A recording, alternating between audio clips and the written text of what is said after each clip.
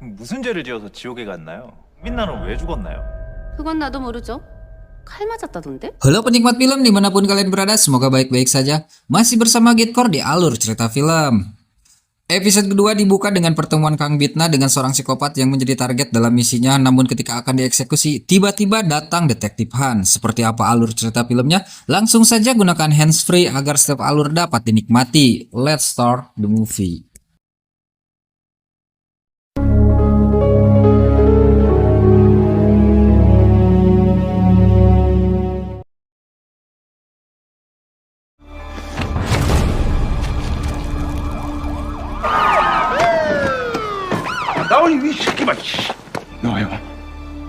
Seperti yang kita ketahui, Kang Bitna adalah iblis yang diturunkan ke bumi dengan misi membunuh 10 orang pendosa alias pelaku kejahatan pembunuhan yang sama sekali tidak menyesal atas perbuatannya.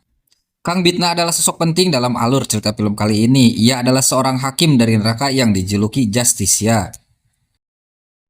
Kembali pada Kang Bitna yang akan mengeksekusi psikopat yang bernama Moon Jong Jun, sebut saja Jun, di mana Jun merasa bebas berkeliaran karena sang hakim telah meringankan tuntutannya.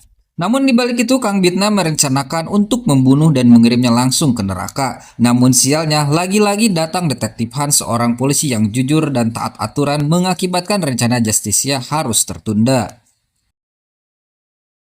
Scene berpindah di mana korban dari pelaku kejahatan yang bernama Cha Mi Jong, ia merasa frustasi dan ingin mengakhiri hidupnya. Untungnya dengan cepat Detektif Han berhasil menyelamatkan korban yang hampir meninggal.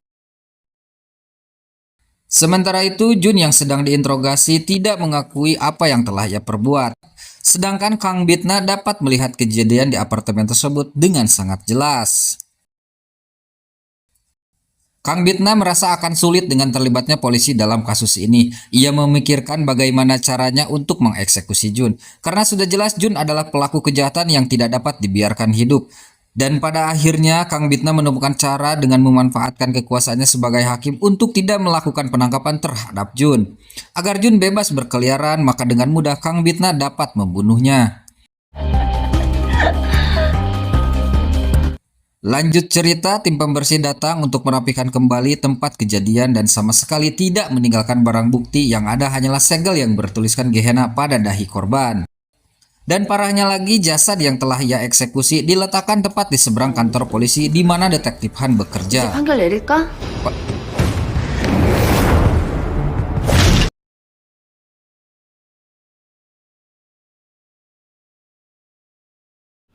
우리 강 판사 잘 좀 보살펴 주세요. 예, 들었는데 사고 전 기억이 홀랑 다 날아갔답니다. 살아서 봤습니다.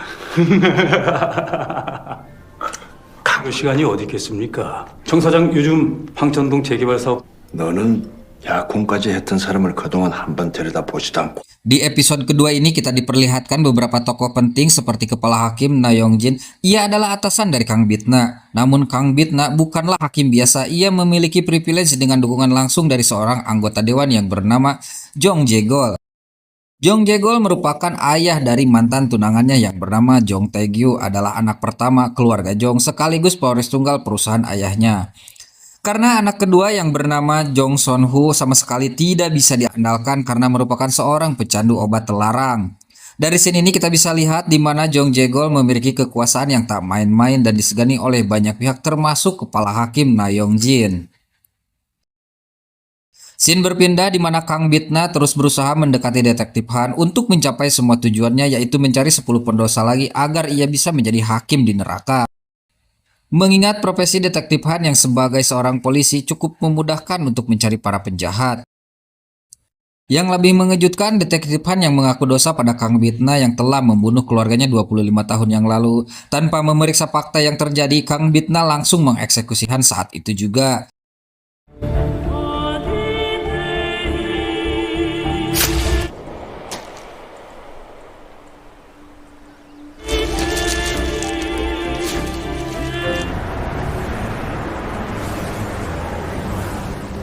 여자는 다시 살아날 것이다.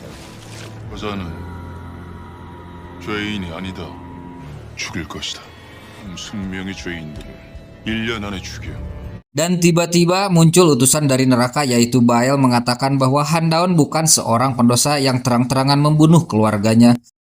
Tetapi hanya seorang penyitas yang selamat dari pembunuhan berantai 25 tahun yang lalu, yang merasa dirinya lah yang salah karena tak bisa menyelamatkan anggota keluarganya.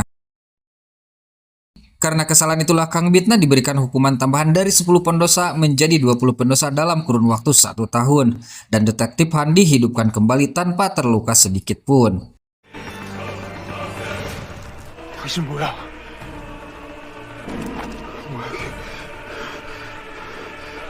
칼로 찌른데 손을 딱 이렇게 하니까 칼이 없어지는 거예요. Di penghujung episode kedua ini kita mengetahui bahwa ketika Kang Bitna membunuh seseorang yang tidak bersalah, ia akan ditambah masa hukumannya menjadi 2 kali lipat. Cerita pun terus berlanjut di episode ketiga di mana Han kembali hidup oleh Bael karena dirinya bukan pelaku kejahatan. Sementara itu bukan hanya Kang Bitna yang ditugaskan ke bumi untuk mencari 20 orang pendosa, ada iblis lain yang disebut Gremory yang memiliki hukuman yang sama tetapi dengan jumlah yang sedikit. 그래머리, 네가 그 강빛나구나. Di tengah penyelidikan Jun, Detektif Han berusaha mencari tahu tentang Kang Bitna, siapa dia sebenarnya dan apa tujuannya ia menjadi hakim dengan membuat keputusan yang sangat kontroversi. Di akhir episode ketiga terlihat sebuah mobil yang terjatuh ke laut bersama 3 orang di dalamnya. Sang istri mencoba menyelamatkan anaknya terlebih dahulu, namun naasnya sang suami tidak dapat diselamatkan.